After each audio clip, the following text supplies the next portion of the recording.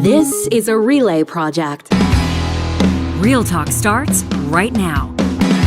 Here's Ryan Jespersen.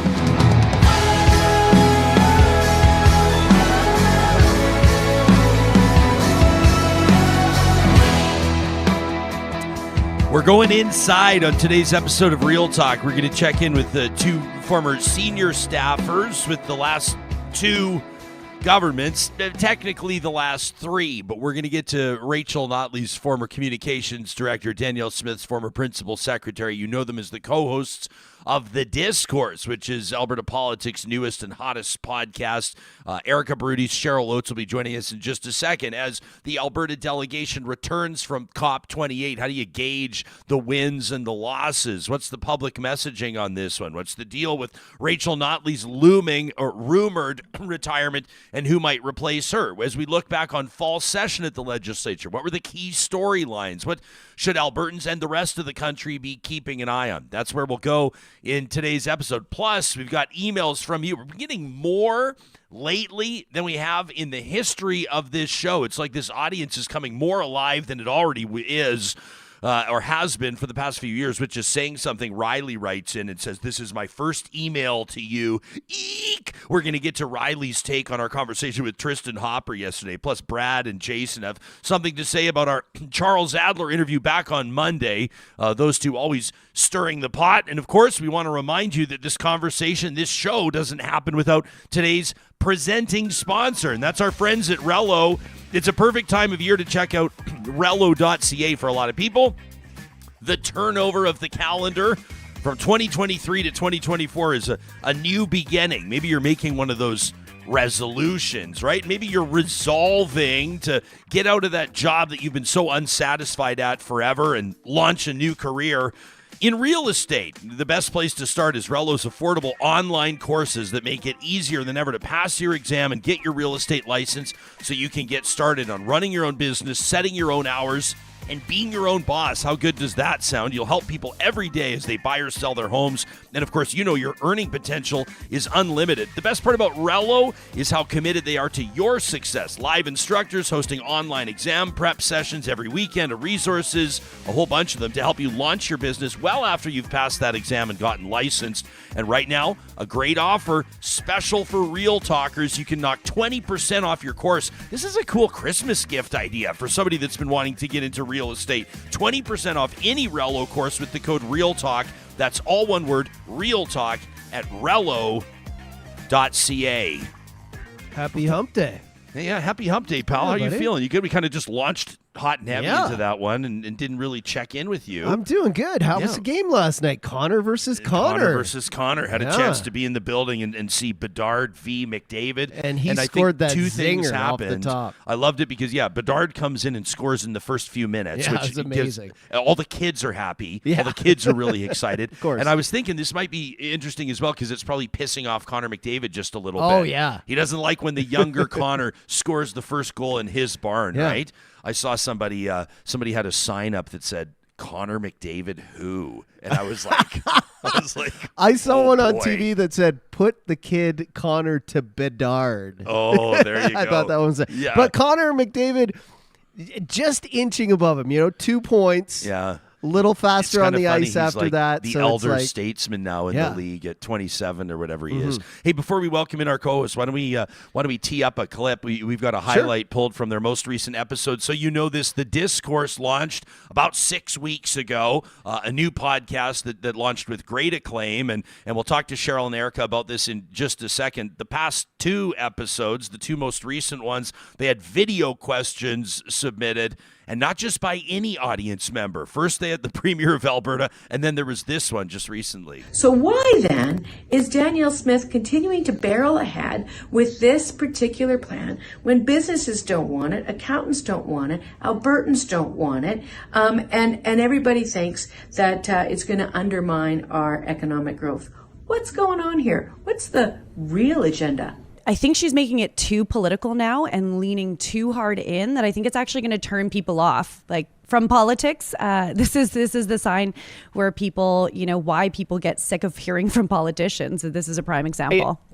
I totally disagree. Although I think what you just said could be applied to many issues. And I think certainly there is a point where people sort of reach their saturation and they get sick of hearing about an issue, especially if it's an issue with super hot rhetoric. I don't think this is one of those issues. I think if you look at what the NDP has done, which is consultations across Alberta, which they continue to do, they've tried really hard to make those sessions nonpartisan. And I think they've done a pretty good job. Other than, as you've said before, there's a few hot pieces of rhetoric. I mean, they're going in saying, we have an agenda to stop the government from moving Alberta out of CPP.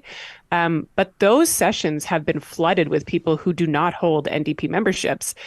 That was Cheryl Oates, before her, Erika Barootes, and of course you heard the voice of Rachel Notley as we welcome the co-hosts of the Discourse to Real Talk. Good morning to you both. It's nice to see you. Congratulations. I guess, do we congratulate you on the wrap of covering the fall session? I know that the politicians take a bit of a breath. How about the two of you? A bit of a breather as fall session wraps? Yeah, we'll take all congratulations, Ryan. Yeah, well, nice. Congratulations on the podcast. It was great, and we've been excited to see the growth of that, and the audience in a lot of weeks double, and then double again, and then it's obviously catching on for the two of you. You're talking about stuff that you've been on the inside working in politics for a long time. Erika, as you took a look at this fall session through a different lens, obviously as now putting a podcast together, how did you view it differently than you were when you were working in the Premier's office, as an example?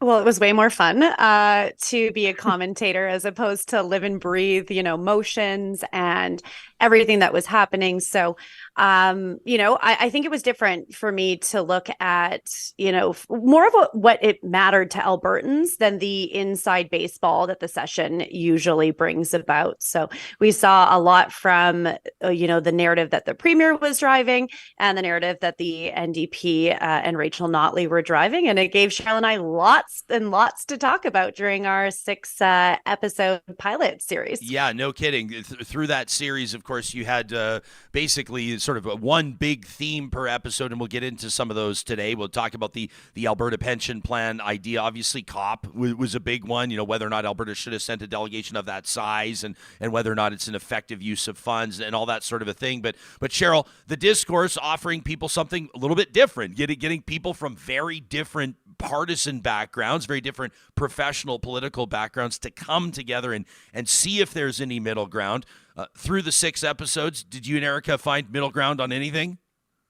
I think we found a couple of things. I think what has been really different is that, Erika and I sort of going head to head in terms of our political ideologies and political ideas is not brand new. We have throughout our political careers been voluntold, or in some cases volunteered, to be the spokespeople for our respective parties.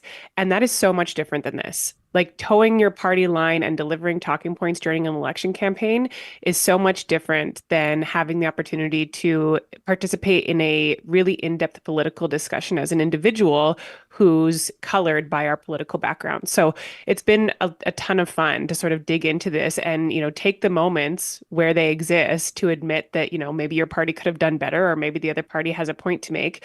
And I think we've been pretty willing to do that. And I hope that those listening get a more honest look at what's happening in politics in Alberta, and through, our 30 to 45-minute episodes, really get a fulsome look at the issues rather than something that's a little bit more biased, which exists, wherever you'd like to find it. Yeah, well, I would love go ahead, Erika. Oh, I was just going to say, I think Cheryl summarized, our intention really, really well. Is we're not here to, drive our party point home. We, can take a little bit more of a constructive criticism to how our party, did well, or, had some shortfalls. And ultimately, for the listeners, it's to give two sides in a discourse in order for them to come up with their own conclusions. So we're not standing here like we were during the election every week, trying to sway voters. We are sitting here being able to dissect a little bit more into the weeds and let people come up with their own conclusions in 30 to 45 minutes, which, there's lots of busy people in Alberta working hard, and we want to make it effective for them. Yeah, well, it's nice to have a show that people can listen like during their commute from start to finish. So I think you guys structured it really well. Let's get into this. I'm looking forward to your analysis on this. I'll put you both on the spot and say kind of what was the storyline of fall session, which wrapped this past Thursday on the 7th. But let's also acknowledge, Cheryl, that when you're talking politics, the story of fall session might be what was accomplished in the legislature, like what did the government accomplish? The storyline could be, what did the official opposition manage to keep on people's radar? Or it might be what was the general public spending all its time thinking about and talking about, and those aren't always the same things. Yeah. I think. Oh, go ahead, Cheryl. Thanks. I think of course, the government and the opposition have different goals for the session, and that's because they have different resources. Having been in both positions, having served on both sides, no one will argue with the fact that the government gets to shape the narrative of session. The government is in control of the session. They're introducing bills. They are, they have the media with them. They're dropping press releases, typically daily. They have a throne speech that kicks it all off and sort of shapes a picture of what the session will look like. And the opposition's job is to mess that up as much as possible. And truthfully, I think both made some progress in reaching their goals. It's very hard to say when Danielle Smith invokes the Sovereignty Act that she didn't get the attention of Alberta, that she didn't reach her goals of, showing that she's going to stand up to Ottawa no matter what it takes. And she got front pages across the country in line with her political narrative of standing up to Ottawa at all costs. At the same time, the NDP kept pensions and the provincial government's failure to properly consult on the idea of leaving CPP in the foreground for the entire session. And they've capitalized on the fact that the provincial government has failed to do face-to-face sessions and failed to give Albertans a real opportunity to say that they don't want to leave CPP by doing a whole round of their own. And that has not only gained them a ton of new supporters and a ton of new data, but it's also helped them continue to build as a credible alternative to government, which is what these 4 years are about for the opposition. Yeah, that's got to be obviously job number one. Erika, do you agree or disagree with Cheryl's assessment? I would say the two biggest things that came out of session were not actually the legislative agenda, which is actually quite surprising for a party that's coming in with their first legislative session and throne speech following an election cycle, or an election win. I would say the domination of talking about the CPP APP discussion, as well as standing up to Ottawa, dominated. You can see it in our podcast. One of those things was touched on at least every episode. So these are things that Cheryl and I dissect, the role that the NDP played in jumping into a communication gap and talking and driving the conversation around their views of the CPP and not wanting Alberta to leave, as well as Danielle Smith and the UCP doing an incredible job of getting the attention nationally and internationally. I know we're going to talk about COP internationally, and then locally. She really dominated and got media attention. And I suspect Rachel Notley in her year-end interviews was asked two questions: are you leaving, and what do you think of the pension? And so, those are things that she can probably speak to. One probably wants to more than the other, but Danielle Smith and the UCP really, I think, got their point across as well. We will talk about Notley leaving in the race to replace her a little bit later in this conversation. If you're just tuning in, live streaming on the Mixlr audio app presented by California Closets, Erika Barootes joining us, former principal secretary for Premier Danielle Smith, and Cheryl Oates. Cheryl was director of comms, right? That was your official job title with Rachel Notley. That's right. And you were with her basically from the beginning. I mean, you saw the 4 to 54, you saw the Orange Crush, you were there for all of that. So both of you have worked in the Premier's office. I love this. We've got some new folks in our live chat on YouTube. David just familiarizing himself with this. He goes, I'm going to have to start listening to the Discourse. I like listening to podcasts where the hosts have different opinions and different views, which is great to hear, David. And I think that this could be the show for you. So let's talk about COP. There was some cynicism, and I'm saying saying that facetiously. There was obviously a ton of criticism around the size of Alberta's delegation going to COP. We could split hairs on who's paying for what or which government departments or who's paying their own freight. Not to say that it's an irrelevant conversation, but the point is Alberta, from the Premier's office, from industry and elsewhere, decided to make a big statement, sending, as Federal Minister Guilbeault told us on this show, the biggest provincial delegation in Canadian history at COP. Cheryl, when you take a look at what was accomplished or what wasn't, Erika says Alberta's gleaning international attention. How do you gauge whether or not that was worth the expenditure, worth the time, worth putting it out there? I think it's really hard, having been on a few international trade missions with the government. I think it's really hard from the outside to be able to tell what is worthwhile and what is not, because there is a million side meetings happening. And truthfully, and this is an opportunity. COP is an opportunity for Alberta to tell its story on a world stage and to go talk about the incredible work that industry is doing to develop technology and decarbonize. That, however, I think was competing with the overall message that Danielle Smith took. You can't, at one point, out of one side of your mouth, say we're going to go talk about the incredible work that Alberta is doing to decarbonize and move towards our shared climate goals, and then at the same time go to COP to use that world stage to threaten to over and over again invoke the Sovereignty Act against climate measures. And like I've said before, I think in a few cases she overswung. So when it comes to the clean energy regulations, I think most people are unhappy with the current form of the clean energy regs. And there's a granular, and I don't think this is the right tool, but there's a granular of logic to why Danielle Smith would push back against that. But you can't push on everything. And she swung and she swung. She swung at methane targets, which I think was an incredible overswing. She's using her political capital in all the wrong places. And you can't do that and undermine your own reputation at the same time that you say you're going to use that reputation to go get great deals and promote Alberta's, the innovation that Alberta is working on.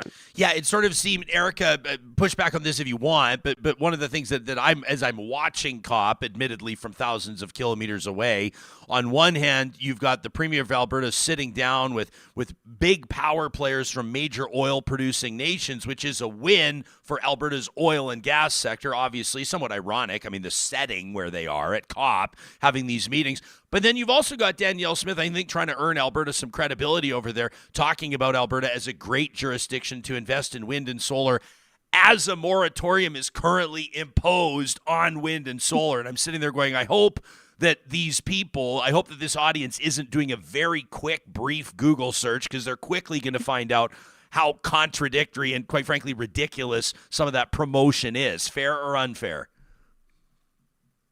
I think to some degree, I agree with some of the things you and Cheryl have said, and someone can clip that for some time in the future. But I think that there was some unfortunate items that came up at COP, and Cheryl covered them, which was, some of our domestic disputes between Alberta and the federal government taking the main stage. And unfortunately, that's what media is going to cover, because that is the most relatable for Canadians and Albertans to understand.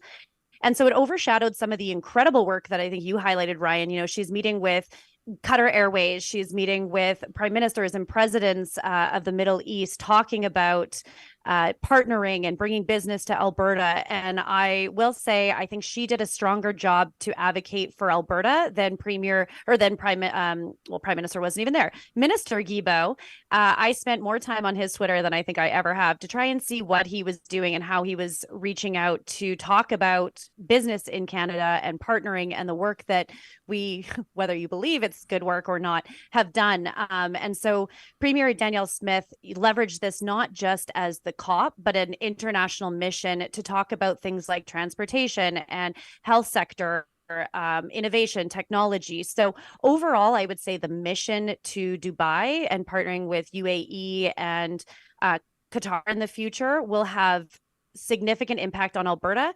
We just won't see it translate today.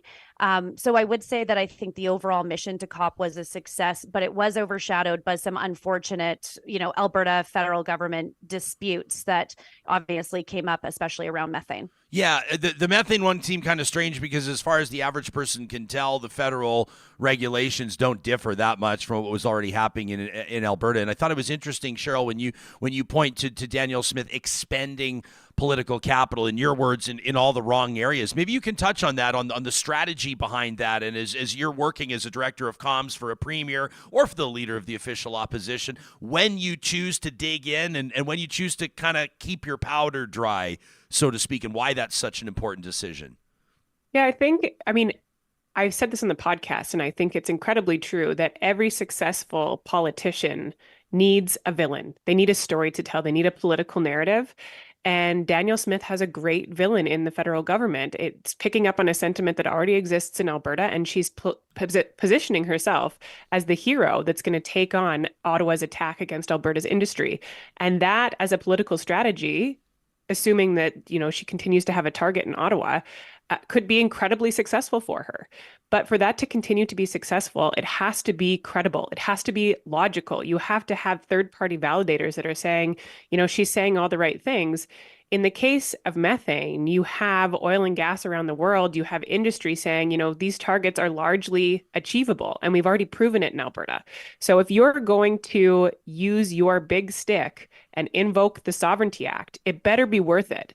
And in this case, where we're saying largely these targets are achievable, it doesn't seem logical. Nobody's nodding their head at this. And so the more times that Danielle Smith does this, the less credible it is in situations where we actually might need it. And I think it starts to become white noise, and people start to tune it out, saying, yeah, she has the Sovereignty Act, but she just uses that thing on everything. Yeah, I think the Sovereignty Act works to get people's attention. You have people's, different opinions on whether or not it was necessary, whether or not it makes sense, whether or not it's constitutional. We've litigated that in past episodes. I know the two of you have talked about it a lot on the Discourse. If you look at probably the most significant developments over the past number of weeks out of the Alberta legislature, you probably have to look at the nuclear bomb approach to reshuffling Alberta Health Services as one of the top stories, right, Erika? Like early on, it's way too early to tell whether or not that's going to be a disaster, whether or not it's a move in the right direction, but it was certainly a huge shakeup. What message did the government send by doing that, by hitting the big red button basically on health? Well, I think we've even said this on this show. If you have been surprised that this happened, you haven't been paying attention to what the government's been talking about for actually 4 years. And more importantly, during Premier Danielle Smith's leadership and into now. So I think the big red button was inevitable if you watched anything that had happened over the last, 4 years and especially in the last 6 to 9 months. It's interesting because when it happened and came out, it was, you had both sides coming out, supportive or angry. I think the government and, Cheryl and I both worked for premiers. I worked for Premier Redford in her comm shop. They rolled it out actually really well by having former Premier Stelmach, who brought in the Super Board, be one of the champions. They had an incredible list of stakeholders, doctors, nurses, all of the major organizations. And so I think that they rolled it out well. And it actually didn't dominate the airways as much as I think most people would have expected. People were like, okay, and that. Yeah, it didn't take as much oxygen out of everything else. And so I think that's because it was preconditioned that it was happening. And also that, again, you can't criticize something especially that big, without giving it the time to unfold. And since then, they've announced a new CEO. They've, put in a new board. There's been a lot of other pieces that I think we'll see again also more in 2024 of how they're actually rolling this out, which may give them more applause or more room for criticism once you see the actual results of this decision. Yeah, Cheryl, based on your educated perspective, are you in kind of a wait and see approach on evaluating the healthcare shuffle, or how are you looking at it right now? I'm certainly open. As an Albertan, I'm absolutely open. I think our healthcare system needs reform, and we need to do things differently, and something needs to change because it's not working. I do have concerns over this approach. I think it adds a ton of chaos at a time when the system is already in crisis, leading into a season which historically has seen higher capacity in hospitals and higher capacity and more capacity issues in hospitals.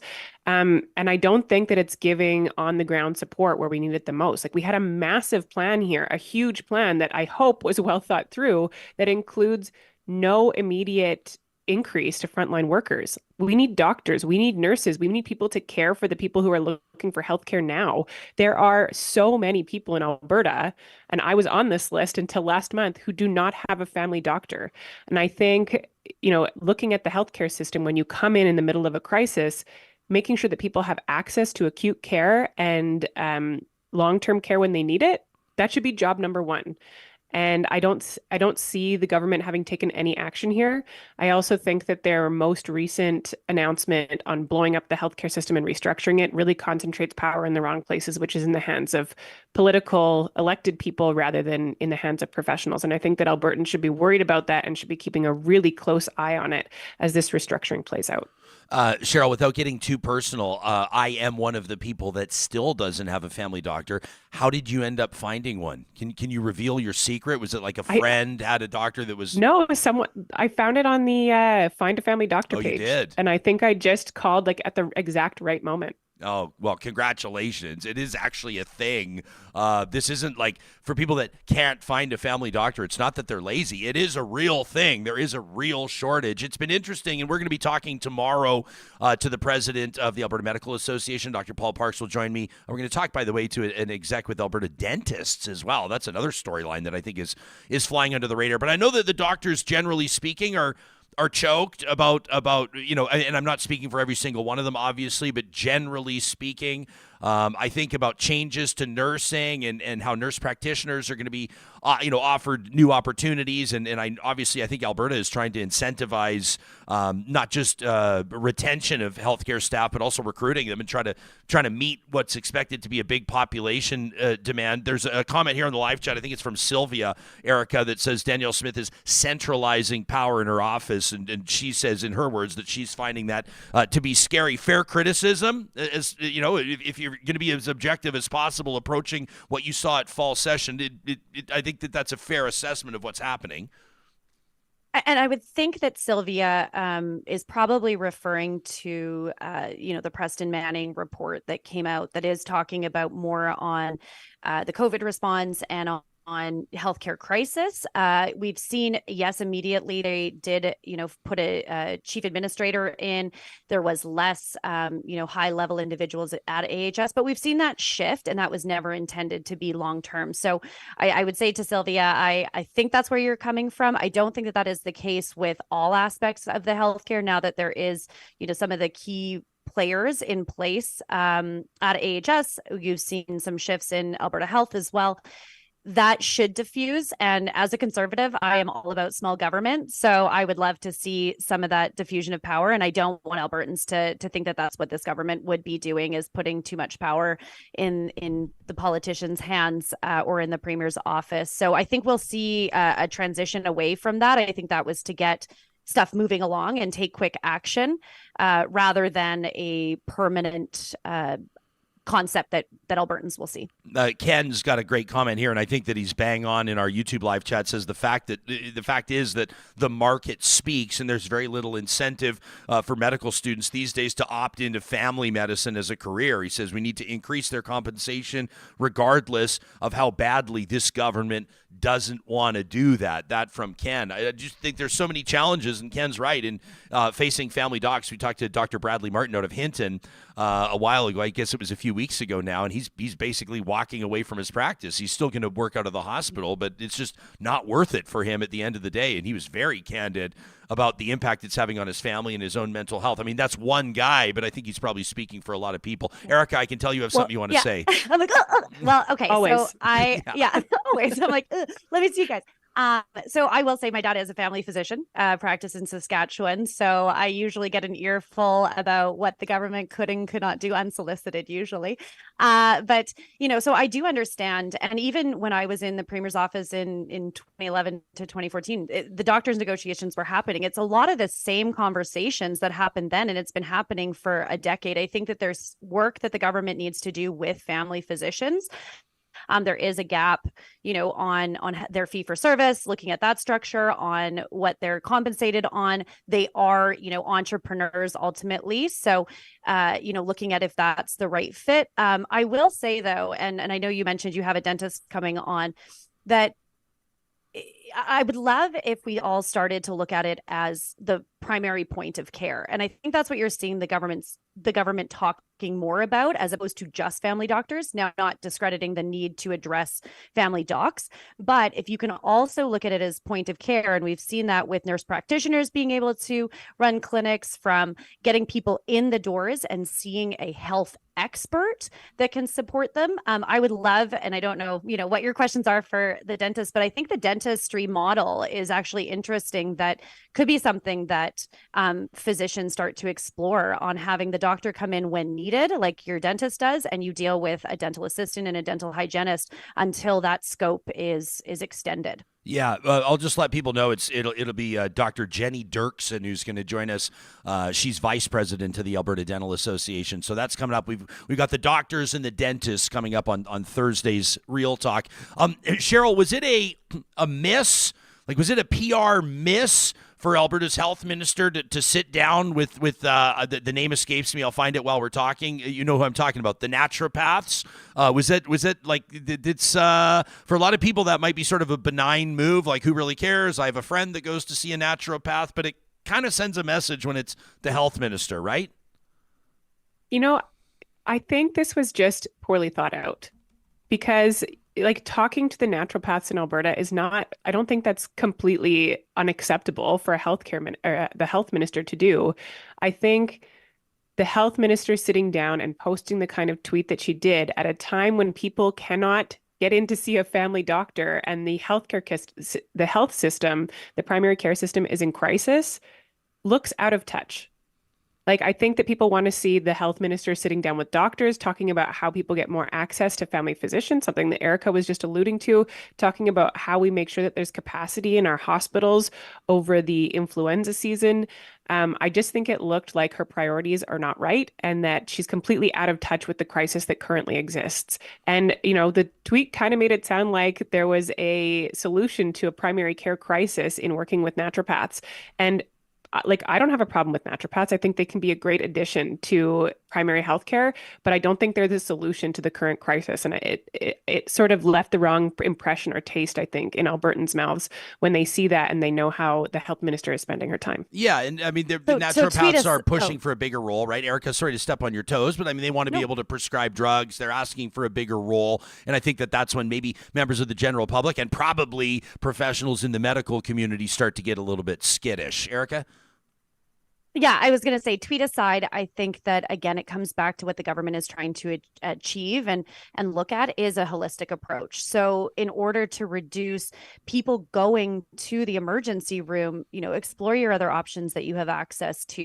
Preventative health, more education around your own health can help. And so, I wouldn't say maybe the tweet really showcased that, but when I watched those things, I'm saying, okay, this government has been consistent on, let's all look at ways to take better care of ourselves in hopes that we, don't need to access the healthcare system as much or directly through the emergency room. And I'm sure emergency doctors would be really happy to hear that, you're finding other ways to leverage the healthcare system or look out for your own health needs. And so I think that this is actually in line with what the government has been talking about, which is explore all options, look at point of care. Again, the doctors might be mad about the scope of practice extension on others, but if we have capable people in Alberta and we're talking about a labor shortage, why wouldn't you expand the scope of everyone to do their fulsome job and be able to get more Albertans into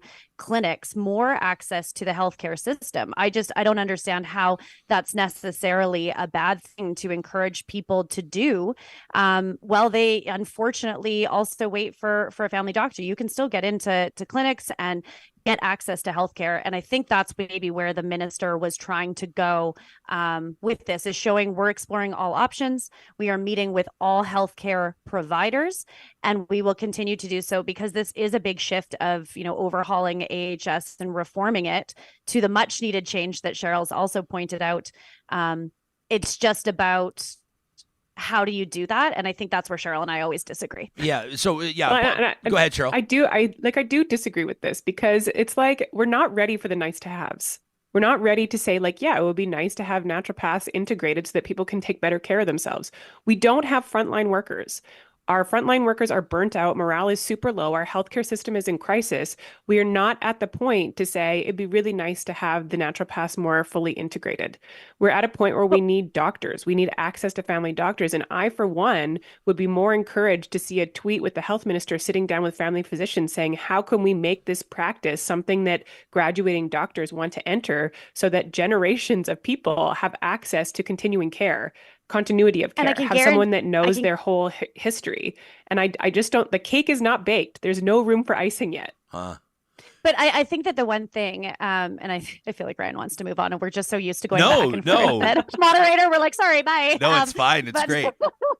But I think, you're looking at this as an isolated issue, Cheryl. You're looking at this from the lens of checking the box of getting new family physicians, which actually will take more than a year. You guys didn't do a great job of it when you were in power. And so now, and I'm not going to say that the PCs did it either. So this is not a 1 year issue.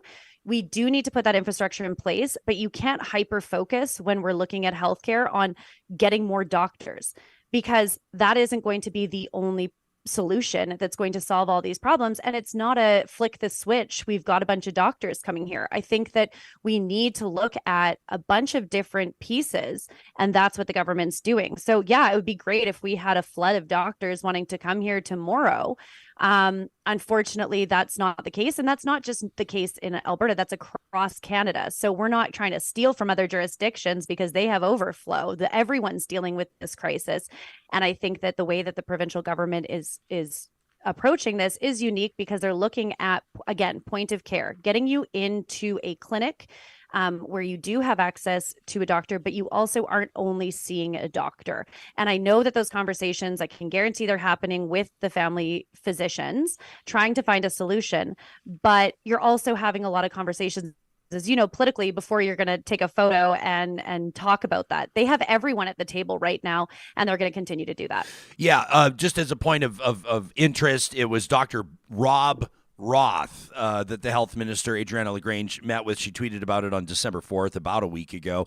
Dr. Roth is president of the College of Naturopathic Doctors of Alberta, says her tweet to discuss the role that they play in primary care. She did post a photo a couple of days later of a meeting with Dr. Parks from the Alberta Medical Association, and obviously we'll ask him about that meeting when we talk to him tomorrow, and I'll ask him, quite frankly, how he feels about naturopaths being involved in primary care. And I'll expect an interesting, as you know, Erika, as the daughter of a physician, and Cheryl, you've talked to a bunch of physicians, I'm sure.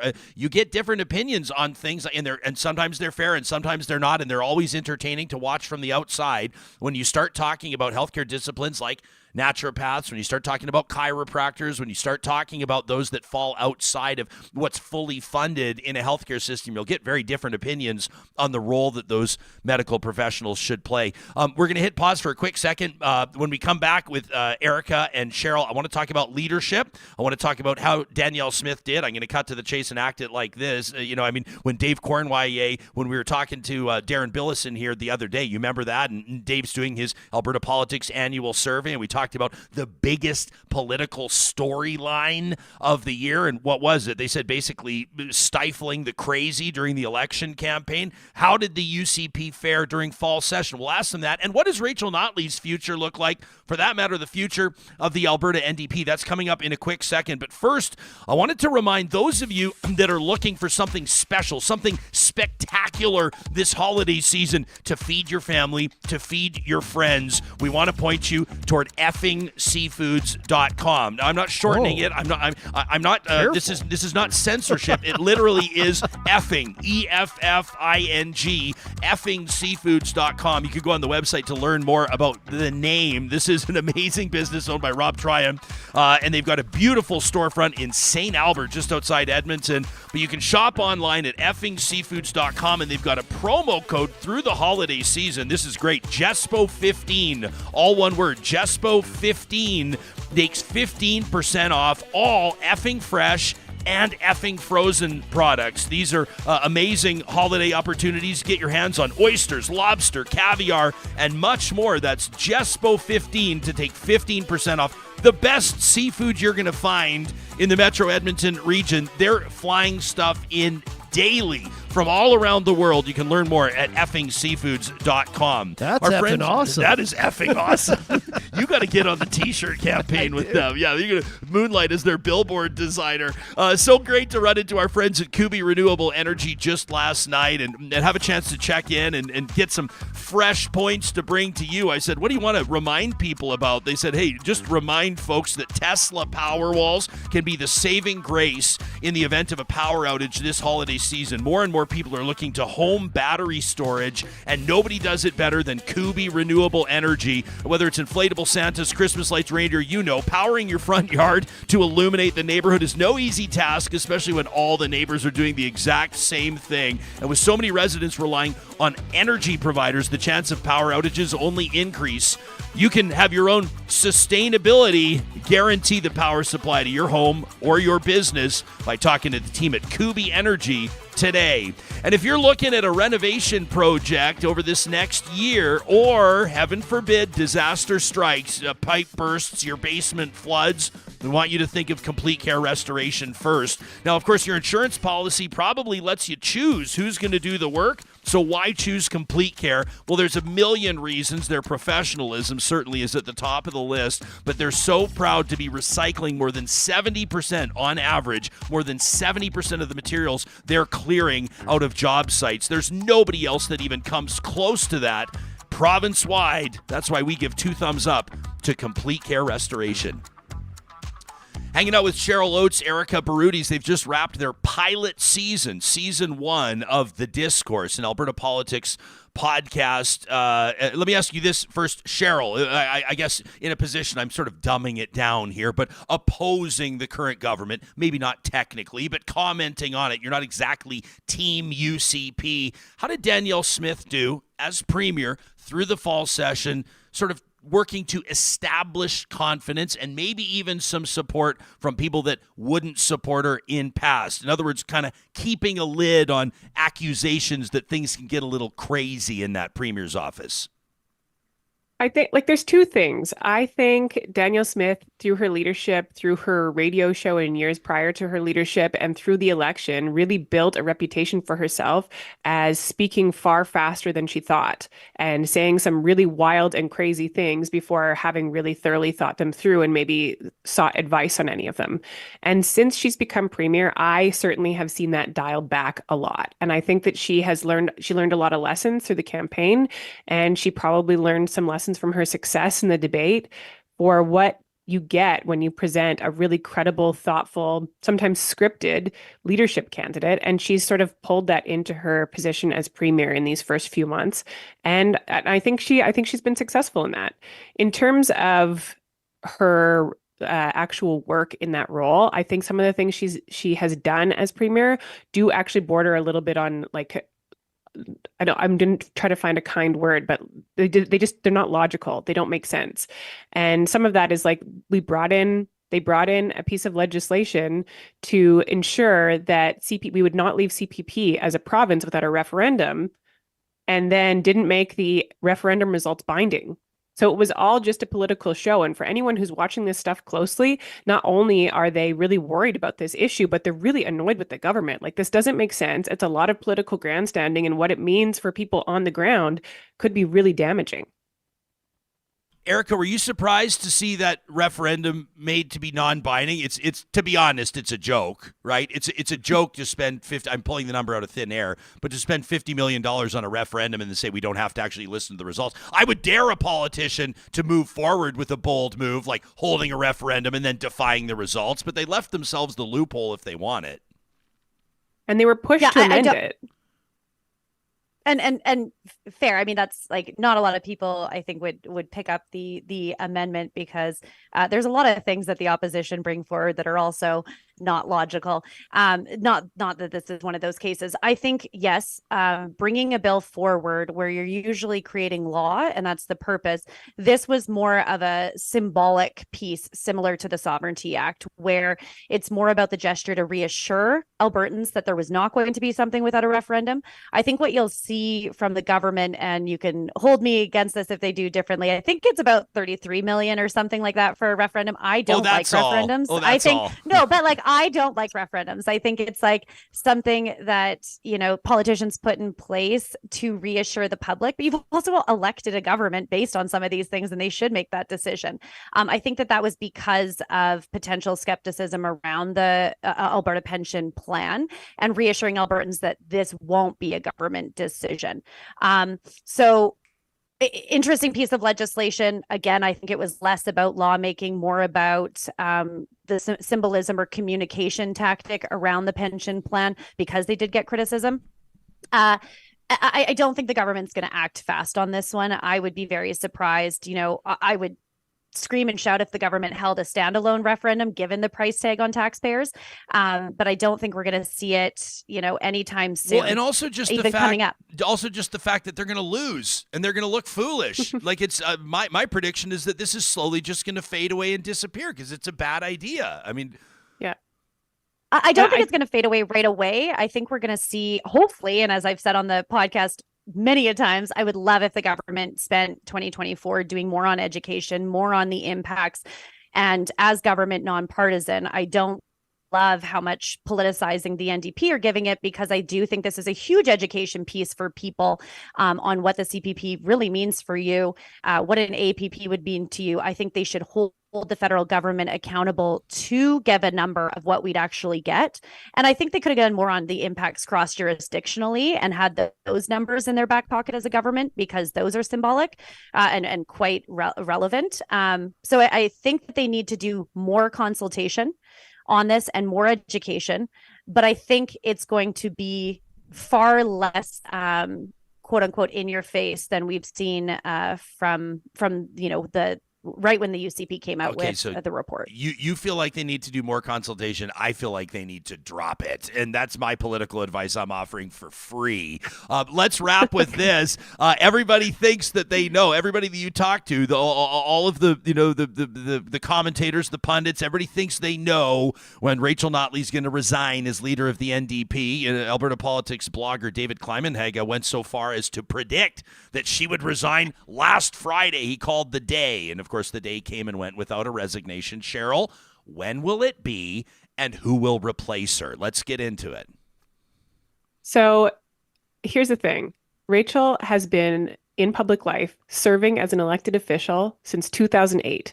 She has been the party's leader for a decade, and I think we should just back off and let her take the time to announce a decision about her future in the time that she wants to take.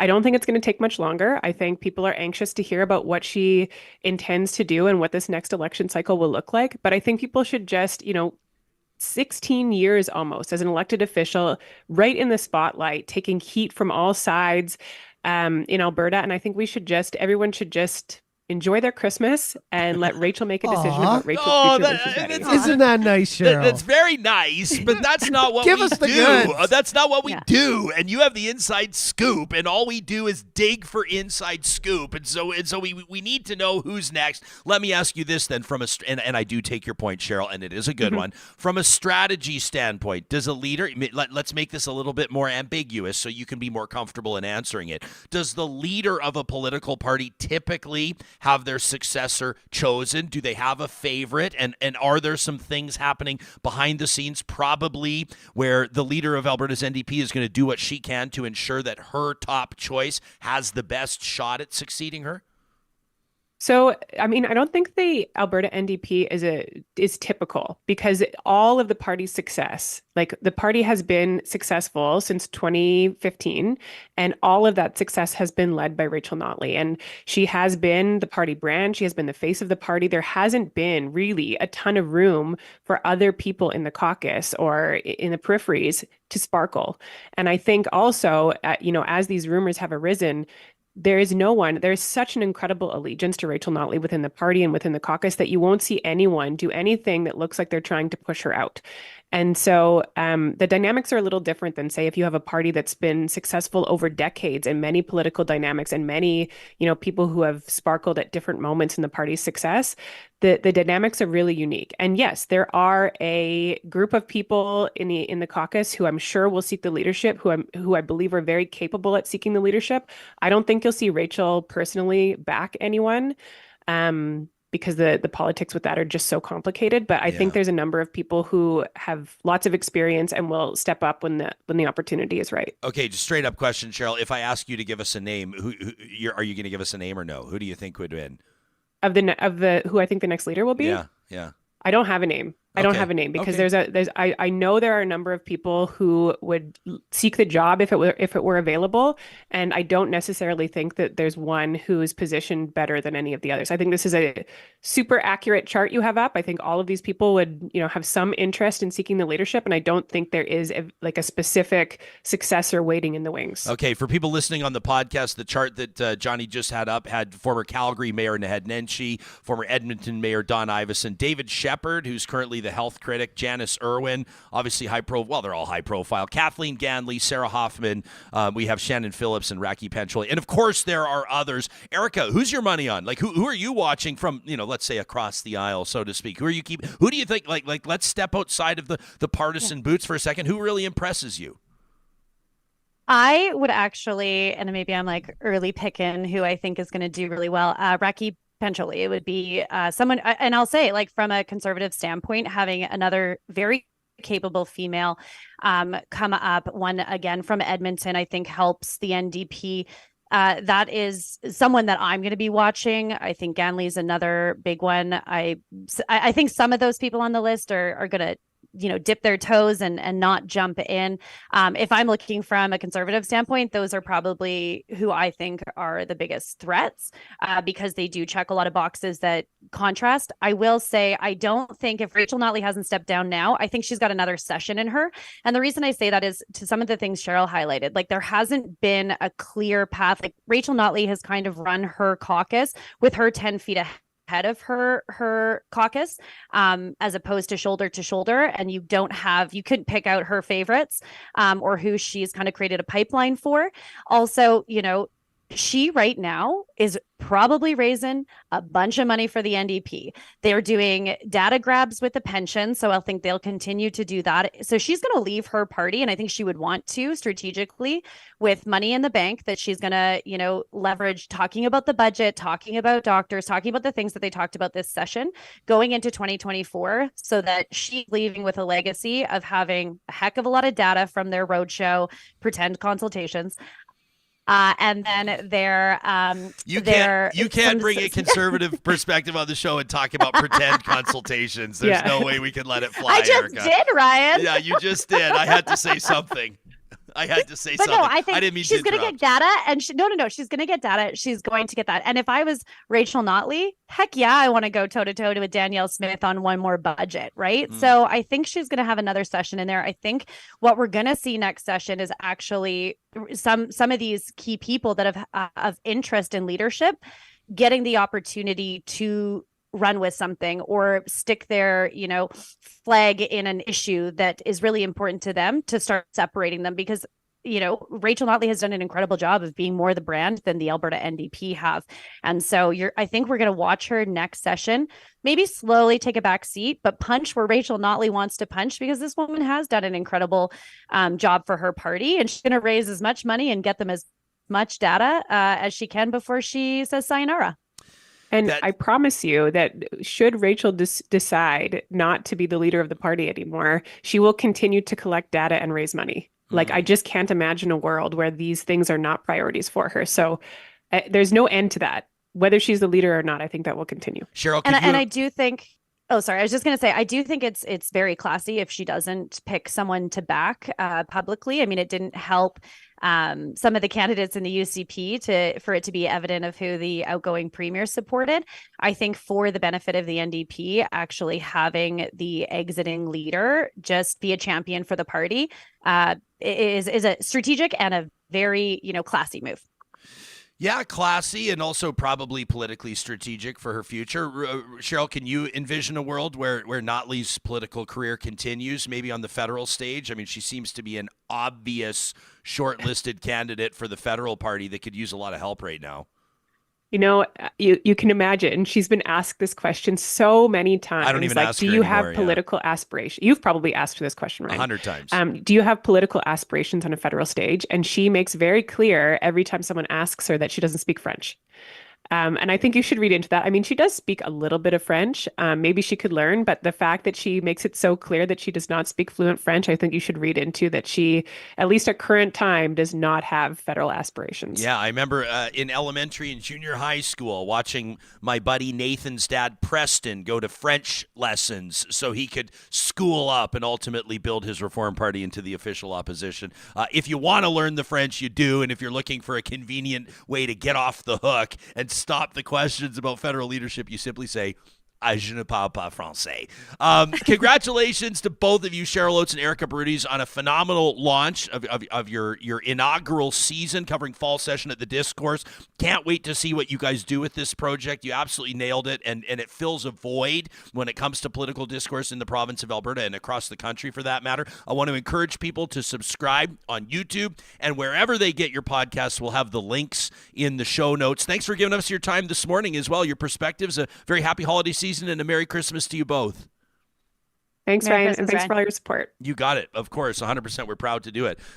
We should acknowledge that the intrepid producer of this show, John Hicks, did an amazing job on the Discourse project as well. So congratulations to you on, a season very well done. It was super fun working with Erika and Cheryl. They're both very knowledgeable, and I like when they get into it. I like when they get into it. They started off a little too nice, if you want to. That was some of they were finding their footing, though. You know, because who else do you want to hear about? Especially when you're talking about two people on either side of the aisle, especially in this province, who are going head to head, and they have inside knowledge. I want the dirt, and I want them to get dirty. Jim on the live chat says, I predict that the United Conservatives will try to sell an Alberta pension, an APP that invests in an Alberta Crown corporation, investing in Alberta for Alberta. Jim, I think that that's a great comment. Maybe has something to do with natural gas infrastructure. I like that. Great to see former natural gas. Great to see former Calgary councillor Jeremy Farkas in the chat this morning. Hi-yo. Good morning to you, Jeremy. Says the APP is a horrible wedge issue for the Conservatives. He says not even half of UCP supporters think that the APP is a good idea. It divides Conservatives and it unites progressives. They need to choose better issues. I think that Jeremy hits the nail on the head, and that's why I'm saying I believe that we will see it slowly fade away. It'll be one of those ideas that just goes away. Yeah, I loved your question posed to Erika as well, because it would be unprecedented for there to be a referendum and then ignore it. What if it was close and it was like 60-40 and they're like, we're just gonna go ahead anyways. Well, it's like, what's the point of it? What was the point of it? That'd be crazy. Can you imagine the Quebec referendum back in the day, and it's like, everybody decides to stay and then they're like, nah, we're leaving. We're gone.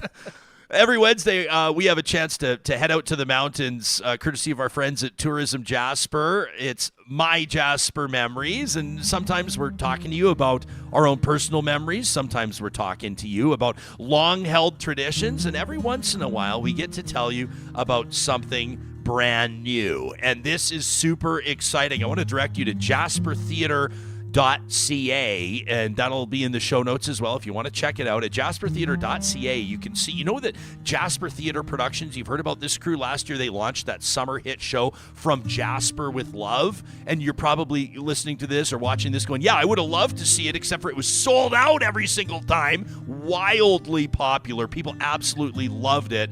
Well, the same folks are offering an unforgettable evening of pure joy, a new dinner and theater experience in the Rocky Mountains in Jasper National Park. The night's going to kick off at the Inn Grill, a hidden culinary gem in Jasper. We invite you to bring your nearest and dearest to share in a 3-course feast, and they've got an absolutely fabulous wine list. And don't worry about getting thirsty before the show, by the way. They leave the bar open ahead of time. You can get well watered, as we say. Now, once the dinner's done, it's showtime. So Jasper Theater Productions takes the stage with a festive, funny, heartwarming performance all about the holidays, and they've thrown in all their favorite ingredients: laughs, good energy, even a dash of Christmas magic, all served up in that classic Jasper Theater style. Get ready for a holiday ride that will leave you smiling. The shows are going to go Tuesdays, Thursdays, and Saturdays. They kick off on Boxing Day, December 26th, and they'll run through till January 6th. So it's a limited run, December 26th to January 6th,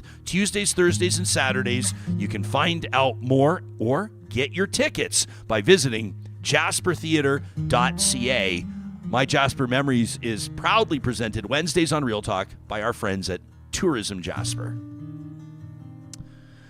You know, it's interesting, and I love the comment. It seems like the live chat's busier today than it has been in a lot. It's booming. And I am loving seeing new names in here that we don't recognize, which is great. We want to welcome all of you. If you're just discovering Real Talk, we want to welcome you to this community. And it's interesting to see people's takes. Tara Lynn says, I love a conversation with differing perspectives on this, and others are finding value in that. But I will say this, one of the things I notice a common theme, and this just reiterates the idea around the Alberta Pension Plan, is it almost doesn't matter which party you support. It doesn't matter where you lean politically. It seems like the majority of people just want hands off the pension. Yeah, right? just leave it. Some things you might go, like, how do you feel about a carbon tax? Well, if you're conservative, I'm being very lazy here, but if you're a conservative, chances are you probably oppose it. Yeah. You know, if you support the federal Liberals, chances are, up until recently maybe anyway, you felt that it was an okay or even intuitive way to address emissions reduction in Canada. It became very politicized, but the pension thing, it's bad. It crosses those boundaries. Like it's sort of like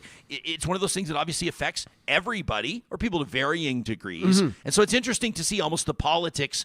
I would say it's being politicked, but the politics are taken out of it from the critics. Mm-hmm. And I think the worst thing is the time it will take once, because right now we're just fighting about should we tinker with it. Yeah. And then once we're done fighting about that and we say, okay, we're going to get our cut of the money and we're going to figure out our own way to do it. Then it's going to be years of back and forth on how the numbers are going to work out and everything like that. So if you're someone like, for me, I feel for the older people who are going to be sitting there wondering, the people who are a few years away from their pension, wondering over 3-4 years as they figure this out, what is going to happen with their money. That's scary stuff. And it's like, what does it mean to your bottom line? That's about as personal as it gets for people. We got an email from Riley to talk at ryanjespersen.com. Riley lets us know, get this, says, I love your show, and I know you like to hear from your audience. Nailed it, Riley. Says, so I'm nervously sending you my very first email after listening to Tuesday's episode. I appreciate that, Riley. Says, there's no doubt that Tristin Hopper evokes a reaction in his audience. We had the National Post columnist on Tuesday's episode talking about a whole bunch of stuff. Riley says, the charisma that normally draws me in caused a visceral reaction of the opposite nature when I listened to Tristin's opinion on Calgary Mayor Jody Gondek and all the talk about supporting Israel. It's feeling to me like the atrocities in Gaza are being talked about with such little empathy, and I'm feeling heartbroken for all of the suffering that's being portrayed as deserved. Let's use the analogy of siblings for these neighboring nations rife with tension. Israel, the older brother, Gaza, the younger brother, and the world as the parents, says Riley. Gaza, the younger brother, who prior to October 7th was under the constant supervision of their older sibling. One day the tension builds, and the younger brother, Gaza, takes a shot and punches the older brother right in the nose, and it's a painful and shocking blow. And the older sibling, Israel, retaliates and not only punches their brother back, but absolutely pummels them into a bloody state of unconsciousness. And when the parents, the world, comes home to see the youngest child lifeless on the floor and presses the older child for answers, what happened, their oldest child responds with, well, he started it. The most basic parenting lesson needs to be applied, and that is that two wrongs don't make a right. It is just that simple, says Riley. The parent, rather than high-fiving the oldest child, is doing a shoulder shrug. Needs to pick up that child off the floor, call an ambulance, and stop the bleeding. Now, I know, says Riley, that my analogy is far from perfect. But I do think that it accomplishes highlighting why I am so disheartened by this situation in Gaza and the portrayal that they are deserving of this beating because they started it. Says Riley, the acts of October 7th were not okay. The war on Gaza is not okay. Israel was attacked, and people say, well, what were they supposed to do? And I don't know what the answer is, but I know it's not this, because simply put, two wrongs don't make a right. There it is, my first email to you in the books. That from Riley. Thanks, Riley. We also heard from a whole bunch of you, and I've been trying to, if you've noticed over the past few episodes, trying to fit in a few emails, every single one. Following our conversation with Charles Adler, there was something different about this Monday. It resonated. Adler and I, both being accused to varying degrees of kind of going, about climate change, and that was not the intention of the conversation, and it's not how I feel. I know it's not how Chuck feels as well, but when he started talking about plastic straws, and now he wants to keep plastic straws, but he wants the plastic out of the ocean, but he still wants his plastic straws. It kind of resonated with a whole bunch of people, like Brad, who basically says, I agree that and we were talking about so-called alarmism, and Adler had cited Dr. Joe Vipond. I know I'm dropping a lot of names on you here, Real Talkers, but Vipond joined us from COP on Friday. Okay, he joined us from Dubai for the show, and he basically talked about how he thinks oil and gas is a lousy investment, in particular for indigenous communities seeking ownership stakes in big projects, because he doesn't think that there's an extended future. He doesn't think that there's 50 years worth of revenue, so he thinks that the government needs to stop dangling that carrot. He says basically civilization's going to end, and we're not going to be able to burn these fossil fuels. And Adler kind of rolled his eyes, right, on Monday and said, once you start talking about the end of civilization, that's where you lose me. If you missed it, I encourage you to check it out. That's Monday's episode of Real Talk. So Brad says, I do agree, talking about the end of civilization, or people suggesting we should just keep the rest of the oil in the ground. Those are typically conversation enders. But, says Brad, the argument that the sales go elsewhere, and Adler had made that argument, very basically said if you stop selling oil and gas on the world stage, your competitors are just going to sell it to your former customers, so it doesn't make sense. Brad says, I don't think that's a genuine argument. The idea that everybody heads in this direction, that's literally the point of COP. That's literally the point of the whole conference. I saw Heidi making the same point in our chat this morning. Brad says it's a super convenient argument for the delay crowd to make in every jurisdiction. And then where do you get? You get nowhere. Brad says, I see every individual argument for changing the entire energy industry kind of falls apart in isolation. But when they're all taken together, the story changes. Leaving maybe 80% in the ground and planning for that makes sense if there's mass electrification, which cuts demand and makes it a money lever. That from Brad. So interesting take there, and we sure appreciate it. And I wanted to get to Jason as well, who takes issue with the plastic straws comment. He says it's great to hear Mr. Adler say that he can go without plastic straws. Most real Albertans throw a temper tantrum at the thought of not having plastic straws. Those aren't the Albertans who I grew up with that faced their problems and triumphed over adversity. But, says Jason, and with respect, Adler's return commentary about environmental issues and about Joe Vipond's messaging was very elementary. It was like cut and paste from a 2008 WordPress blog. It surprised me, nice reference, it surprised me that somebody from an advanced position on the media landscape had that elementary of a view on these issues and seemed surprised that Dr. Vipond had used dire language. That's from Jason writing in from the beautiful community of Sylvan Lake. I want to thank you for that. Thank those emails. You can take our straws, but you can't take our freedom! If they could only do I'm not going to get going on this, but if they could just do the paper straws just a little bit better. Could you just do a plastic tip on there for me so I can still feel like the tip. Just the tip. Just the tip of it. Yeah. Love Tony in the chat saying a friendly reminder to slam the like button. We sure appreciate that. That means a lot to us when you share our content. Leave a comment. Let us know. Rate the podcast. All the things you can do to help amplify our impact. Heidi says, I love that email from Brad. Way to call out all the delayers. That's right, the delayers. Hey, don't delay. See what I did there, Johnny? See what I did there? Don't delay. Visit Friesen.com today and make it a December to remember. You can grab Mike's Meals. They got a beautiful turkey cranberry sandwich in-house. Or, of course, you can order your Ukrainian-inspired Christmas dinner box. This is what our family has done many, many times. What I love about it personally, I love hosting, but I don't necessarily love being by myself in the kitchen while everybody else has a great time. I love the social side of hosting, and that's why this is absolutely perfect. You gather your loved ones, and Christmas dinner is ready. It's ready to go. You put it in the oven, you heat it up, and there you have it. You've got turkey, you got pierogies, you got stuffing, you've got all the sides, plus you can add on, make it totally custom. Your chef-prepared, Ukrainian-inspired Christmas dinner box is only a click away. You can order yours today at cateringbyfriesen.com. We've also been reminding you of some great gift ideas, and I know that this is maybe an unconventional gift, but if you're looking to gift your family space, design, quality time together, how about a Christmas gift from Eden Landscaping? I'm talking about a consultation meeting where you all get together, you share your ideas with Mike and his team, and then the next thing you know, you've got a 3D rendering of what your brand new backyard, front yard, whatever the outdoor space is, what it could look like. You get the conversation started this time of year. Their design team goes to work. They're getting all of the elements ordered. Some of them, of course, if you're going super unique, or maybe you want to get some of those big boulders. I love people that put in the big rock gardens. That takes time to get here.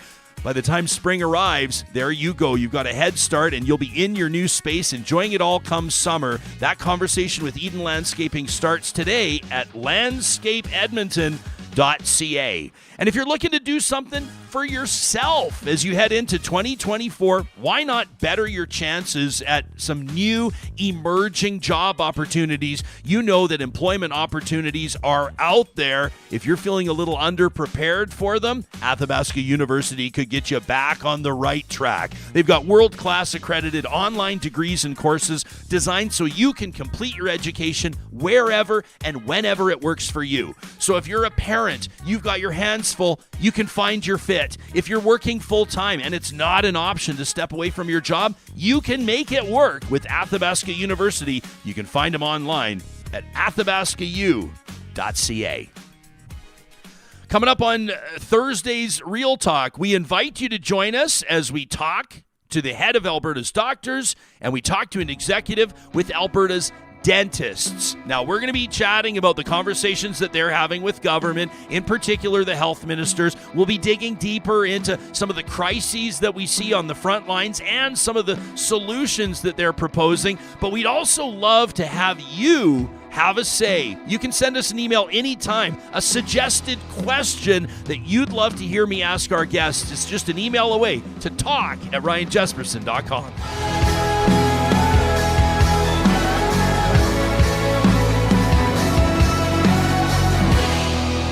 Real Talk is hosted by Ryan Jespersen.